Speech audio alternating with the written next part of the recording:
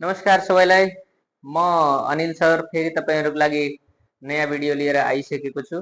तपाईहरुलाई थाहा छ योभन्दा पहिला हामी प्रेजेन्टका 4 वटै टेन्सहरु पढेर भ्याइसक्यौं। अब चाहिँ आज हामी प्रेजेन्ट टेन्स चाहिँ सुरु गर्न गइरहेका छौं। प्रेजेन्ट टेन्समा सबभन्दा पहिला चाहिँ हामीलाई के आउँछ त सिम्पल प्रेजेन्ट टेन्स आउँछ। प्रेजेन्ट र सिम्पल प्रेजेन्ट भनेको एउटै कुरा है त। प्रेजेन्ट भनेको हामी कसरी चिन्छौं? क्रियाको मूल रूपलाई धातु भनिन्छ र धातुमा के को फर्म आइदियो? छ र हो को फर्म आइदियो भने मतलब छ छु छौ छिन हो हौ यिनीहरु आइदियो भने त यिनीहरु के जनाउँछ त प्रेजेन्ट जनाउँछ। अब यसको स्ट्रक्चरको कुरा गरिहालौं। सबभन्दा पहिला अफर्मेटिभ सब्जेक्ट प्लस प्रेजेन्ट भनेको के बताएको थिएँ मैले? V1 और V5 प्लस अब्जेक्ट। अब यसको नेगेटिभ बनाउन पर्यो है। नेगेटिभमा तपाईलाई सिम्पली के बुझ्न पर्छ? मैले पहिला पनि भनिसकेको छु। यदि सब्जेक्टको पछाडि डाइरेक्ट भर्ब छ, एक्जिलरी भर्ब छैन भने त्यहाँ हामीलाई डु को फर्म युज गर्छौं। किनभने विदाउट एक्जिलरी नेगेटिभ बन्दैन। त्यसकारणले सब्जेक्ट डु को V1 यहाँ जुन फर्म छ त्यही चाहियो, डु नै हुन्छ। V5 के हुन्छ? डज आउँछ। एन्ड नेगेटिभ बनाउने भने नट त चाहियो। त्यसपछि डु को फर्म कुनै पनि होस्, डु डज डिड हामी पास्टमा पनि गर्यौं डिड, त्यहाँ पनि हामीले के युज गर्यौं? V1, किनकि डु को फर्म आयो भने त्यसको पछाडि जहिले पनि के आउँछ त V1 आउँछ भनेर बुझ्न पर्यो। अब चाहिँ एस्नो क्वेशन बनाऊ। एस्नो क्वेशनमा चाहिँ के आउँछ त? एक्जिलरी भर्ब अगाडि आउँछ त के छ? डु। डज अगाडि आइदियो। अब के बच्यो? सब्जेक्ट प्लस नेगेटिभ बनाउने भए नट, V1 आइदियो एन्ड बचेको अब्जेक्ट क्वेशनमा है। अब यसलाई WH क्वेशन बनाउने तरिका म पहिला पनि बताइसकेको छु। WH क्वेशनमा केही गर्न पर्दैन, WH वर्ड अगाडि थप्दिने हो। बाकी सबै के हुन्छ त एस्नो क्वेशनकै रुल हुन्छ। भनेपछि यो हामी सेम जस्ताको त्यस्तै एस्नो क्वेशनको रुललाई यहाँ पछाडि WH वर्डको पछाडि राख्दियौं है। अब तपाईलाई यसमा जान्नै पर्ने कुरा के छ त? दुईटा भर्ब छ है, V1 र V5 छ। अब V1 V5 मा हामी पहिला के बुझ्न पर्यो भने कुन सब्जेक्ट सित कुनको प्रयोग गर्ने? V1 कुन सब्जेक्ट सित राख्ने? V5 कुन सब्जेक्ट सित राख्ने? भनेपछि नोट 1 मा चाहिँ के बुझ्नु? आई यु यस्ता सब्जेक्ट हुन्। हामी पहिला पनि गरेछौं तर पनि फेरि बुझ्नुस्। यो सित जहिले पनि पहिला के आउँछ त? आई र यु सित जहिले पनि के आउँछ? V1 आउँछ। V1 आउँछ मतलब डु आउँछ। डु आउँछ मतलब फेरि के आउँछ? ह्याभ पनि आउँछ, किन यो पनि V1 हो हैन? यो चाहिँ हामीलाई बुझ्न पर्ने हुन्छ। तर आई सित एम पनि आउँछ, यु सित आर आउँछ। यो एक्सेप्सन तपाईलाई याद राख्न पर्छ, किन आई सित के लाग्छ? एम लाग्छ। अनि यो दुईटै चाहिँ के हुन् त? V1 हुन्, किनभने यो दुईटा सित V1 लाएपछि एम र आर पनि के भयो त? V1 भयो। र हामी यो लेखि पनि सकेका छौं। ल अब हेर्नुस् है। यहाँ तपाईहरुलाई म पहिला चाहिँ के गर्दिन्छु, एउटा एक्जाम्पल गराइदिन्छु नेपालीबाट इंग्लिश कसरी गर्ने भन्ने है। ल हेर्नुस् त, म अंग्रेजी के गर्छु त? सिकाउँछु। म अंग्रेजी सिकाउँछु। ल अब यहाँ तपाईलाई के बुझ्न पर्छ? यहाँ के आइदियो? छु। छ को फर्म आयो नि त। छ को फर्म आउने बित्तिकै हामी के बुझिहाल्यौं? यो सिम्पल प्रेजेन्ट टेन्स हो, किनभने यसमा तैदै एकाएकी केही पनि छैन। भनेपछि म भनेपछि आई सित के लाग्छ? V1 र सिकाउनुलाई के भन्छ? टिच। V1 आफै भयो। म के सिकाउँछु त? इंग्लिश। I teach English. ल अब यसको नेगेटिभ बनाउनुस् त। म अंग्रेजी सिकाउँदिन भन्न पर्यो भने आई एन्ड V1 हो भन्ने बित्तिकै के आयो? डु। नट र डु सँगै लेख्यौं भने के लेख्न सक्छौं? डोन्ट। डु नट पनि लेख्न पाउनु भयो। यस पछाडि V1 नै हुन्छ जहिले पनि डु को फर्म पछाडि भने V1 त आफै पनि छ, टिचै भइहाल्यो। अनि के बच्यो त? English. I don't teach English. ल हेर्नुहोस्, अब यसको क्वेशन, के तपाईँ अंग्रेजी पढाउनुहुन्छ, अंग्रेजी सिकाउनुहुन्छ? त अब तपाईँ भन्नु पर्यो भने के राख्दिनुहुन्छ? यु। आफैलाई राख्नु पर्यो कि म अंग्रेजी सिकाउँछु, आफैले प्रश्न गर्न पर्यो भने आई नै राख्नुस्। Do you teach English? Question mark. अब तपाईँ के सिकाउनुहुन्छ? के भनेको व्हाट, डब्ल्युएच वर्ड पछि के छ? डु आइहाल्यो, किनकि यु यहाँ के छ? प्लुरल छ, बी1 लाग्छ। व्हाट डु यु, के त? टिच। यही त सोधिरहेछ, त त्यो हटाइदिनुस्। व्हाट डु यु टिच, तपाईँ के सिकाउनुहुन्छ? अथवा को सिकाउँछ भन्यो भने हुको कन्टेक्स्टमा म पहिला पनि भनेछु, सब्जेक्ट हटाउने, बाँकी सब सेम हुन्छ, यसमा कुनै नियम लाग्दैन। हु टिच इंग्लिश, इंग्लिश कसले सिकाउँछ है? तपाईँ कसरी सिकाउनुहुन्छ भन्न पर्यो भने how, how do you teach English, तपाईँ इंग्लिश कसरी सिकाउनुहुन्छ? यसरी चाहिँ हामीले पोजिटिभ सेन्टेन्स, नेगेटिभ सेन्टेन्स, त्यसपछि चाहिँ के त यस नो क्वेशन, डब्ल्युएच क्वेशनहरु बनाउन सक्छौं है। अब यति थाहा भइसकेपछि तपाईलाई यता के बुझ्न पर्यो? नोट नम्बर 2 है।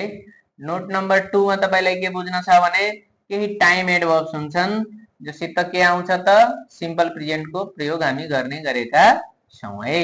ल हेर्नुस्, के छ त? अलवेज भइहाल्यो, युजुअली भइहाल्यो, generally, sometimes, often, normally, never, rarely, barely, scarcely, hardly, etc। यस्ता टाइम एडभर्ब आयो भने यसमा फ्रिक्वेन्टली पनि आउँछ, फ्रिक्वेन्टली पनि लेख्न सक्नुहुन्छ, ओकेजनली लेख्न सक्नुहुन्छ। यस्ता टाइम एडभर्ब्सहरु आइदियो भने हामी के बुझ्न छ? हामी के को प्रयोग गर्छौं त? सिम्पल प्रेजेन्ट टेन्स को प्रयोग गर्छौं। र अर्को कुरा पनि यहाँ जोड्दिम, once, twice, thrice, 4 times, 5 times, मतलब कुनै पनि चीजको रिपिट कति पटक भन्ने कुरा आउँछ नि, त्यस्ता कुराहरु जनाइदियो भने 4 टाइम्स, 5 टाइम्स। अब डे भइहाल्यो, वीक भइहाल्यो हैन, मन्थ भयो, इटिसी, इयर पनि हुन्छ, फोर्टनाइट हुन्छ हैन। यस्ता वर्डहरु कहीं सेन्टेन्समा तपाई हेर्नुभयो भने तपाई के राख्नुहुन्छ? सिम्पल प्रेजेन्ट टेन्स को प्रयोग गर्नुहुन्छ। जस्तो कि I sometimes football. Look at here, अब यहाँ तपाईलाई अप्सनमा छ play, plays, is playing, etc. यस्ता कुराहरु चाहिँ हामी के गर्छौं त? कुन टेन्स प्रयोग गर्छौं त? समटाइम्स आइदियो, आयो नि यिनीहरुबाट, समटाइम्स कहाँ छ त? यहाँ है। समटाइम आइदियो भने हामी के राख्छौं? Simple present tense. Simple present tense भनेको B1 B5 है। B1 B5 आइदियो भन्ने बित्तिकै त के छ यहाँ हेर्नुस् त? आई सित के राख्ने? B1, किनभने यहाँ के छ त? आई र यु सित के राख्ने हो? B1 को प्रयोग गर्ने हो है। त्यसकारणले यसको राइट आन्सर के हो? Play. I sometimes play football. त्यसैगरी चाहिँ my father generally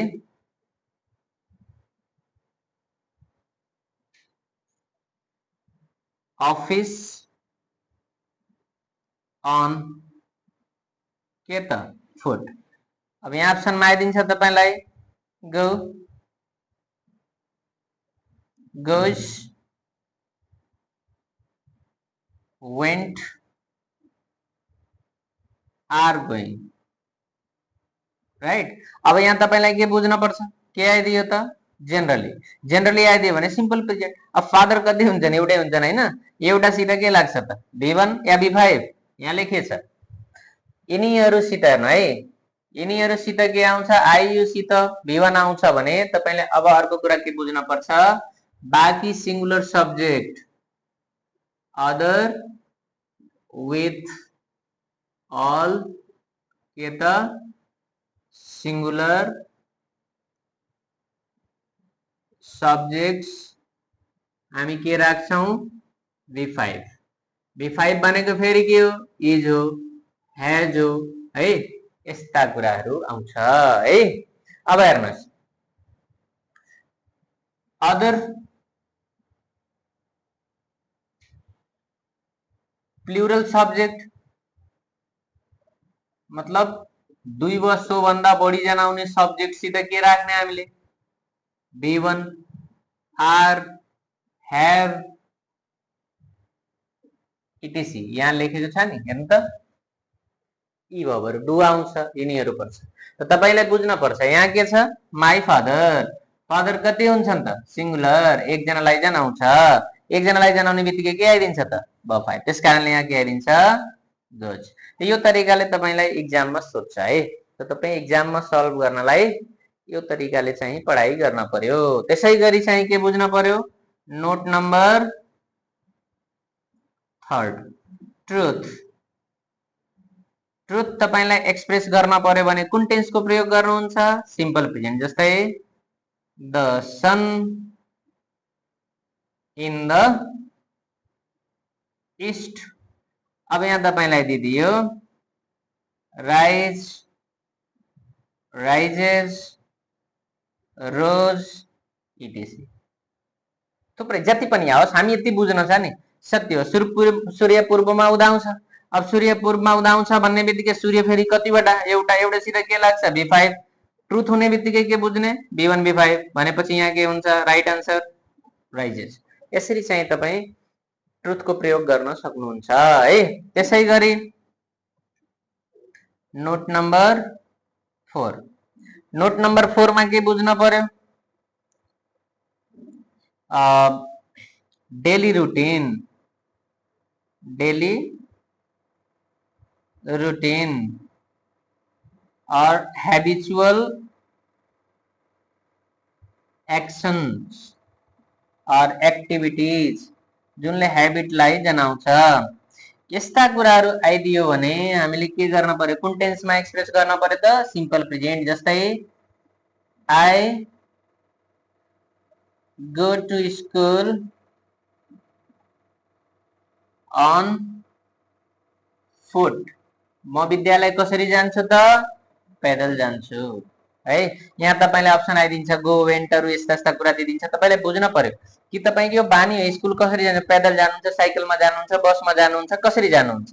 यस तरिकाले तपाई यो चाहिँ ह्याबिट, म बिहान यति बजे उठ्छु अथवा म यो चीज खान्छु, यो खाँदैन, मलाई यो मन पर्छ, यो मन पर्दैन भनेको त तपाईको बानी हो। बानी भनेको ह्याबिचुअल एक्शन्स एक्टिभिटीज। रुटिन भनेको के भयो त हेर्नुस् त, our class starts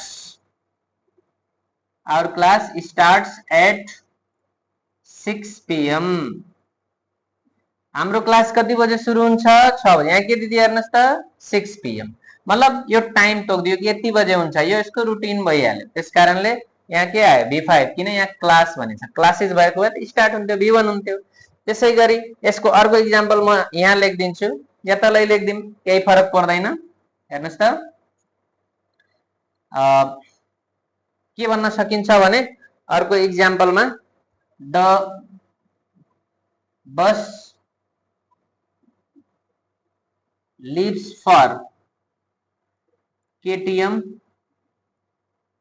at 8 PM।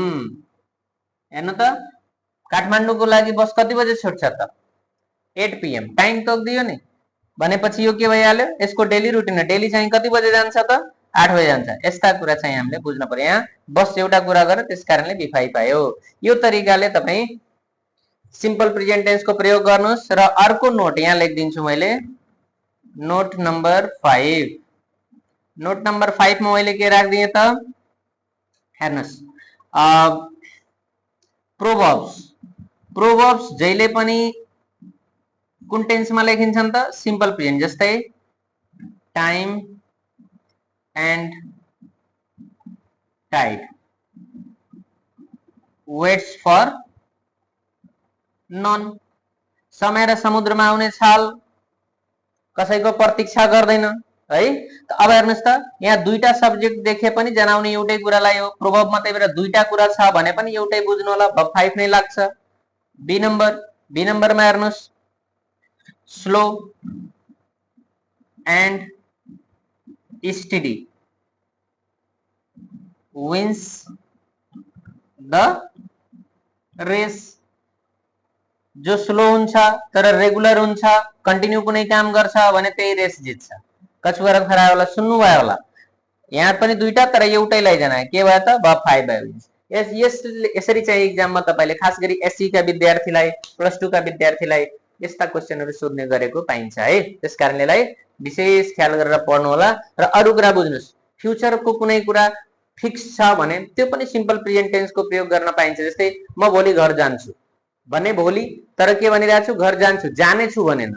किनभने भोलिको मेरो प्लान के छ त, फिक्स छ। त्यसकारणले त्यसरी पनि युज गर्न सकिन्छ है। यो तरिकाले पढाइ गर्नुस्, मजाले राम्रो गर्नुस्। होप छ बुझ्नु भयो होला। यदि केही समस्या छ भने कमेन्टमा भन्नु होला। लाइक सब्स्क्राइब गर्न नबिर्सिनु होला। आजलाई यति छोड्छौं। धन्यवाद, नमस्कार।